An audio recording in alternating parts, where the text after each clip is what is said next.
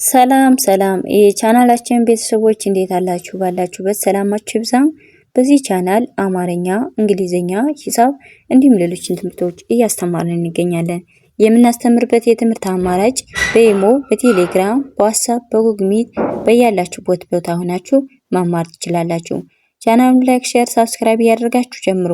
ለዛሬ ትምህርት እጀላችሁ የመጣው በአማርኛ ስማቸውን ጽፌ ከዛ ደግሞ በእንግሊዘኛ እንዴት ነው ስማቸው የሚጻፉትን ሁለቱንም ማሳያችኋለሁ ማለት ነው። በአማርኛም በእንግሊዘኛም እንዴት እንደሚጻፉ አንድ ባንድ አሳያችኋለሁ ማለት ነው። እንደምታዩዋቸው እዚህ ጋር እነዚህ የምታዩዋቸው በአማርኛ የተጻፉ ናቸው፣ በአማርኛ።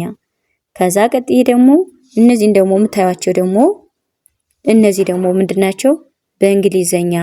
በእንግሊዘኛ እንዴት እንደተጻፉ ነው ማሳያችሁ ማለት ነው።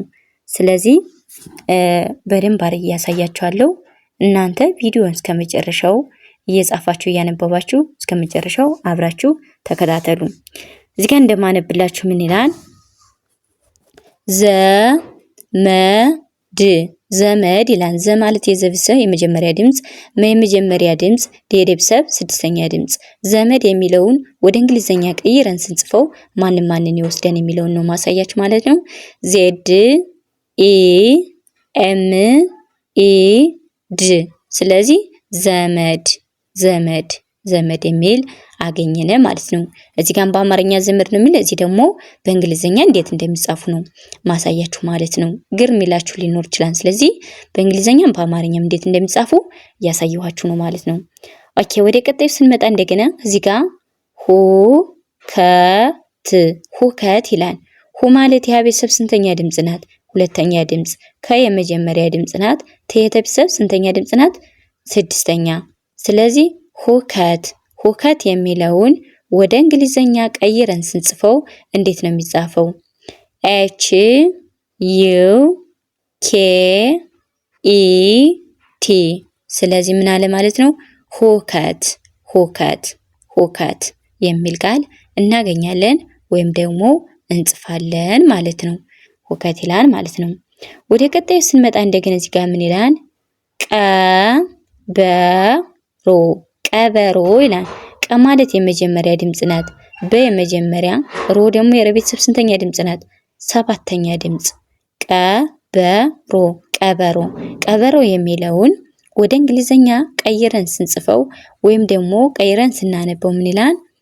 ኬ ኢ ቢ ኢ አር ኦ በአንድ ላይ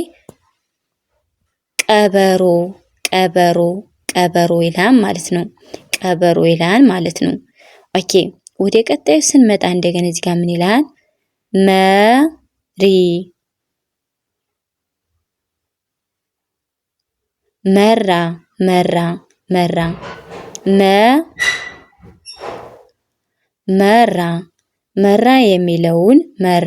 መራ የሚለውን ወደ እንግሊዘኛ ቀይረን ስንጽፈው ወይም ደግሞ ስናነበው ምን ይላል?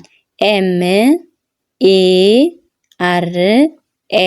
ስለዚህ መራ ይላል ማለት ነው። መራ የሚል ቃል እናገኛለን ወይም ደግሞ እንጽፋለን ማለት ነው። ወደ ቀጣዩ ስንመጣ እንደገና እዚህ ጋር ምን ይላል?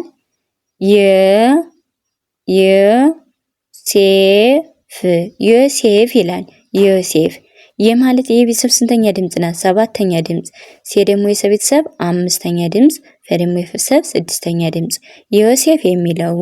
ዮሴፍ የሚለውን ወደ እንግሊዘኛ ቀይረን ስንጽፈውና ስናነበው ምን አይነት ትርጉም ይሰጠናል?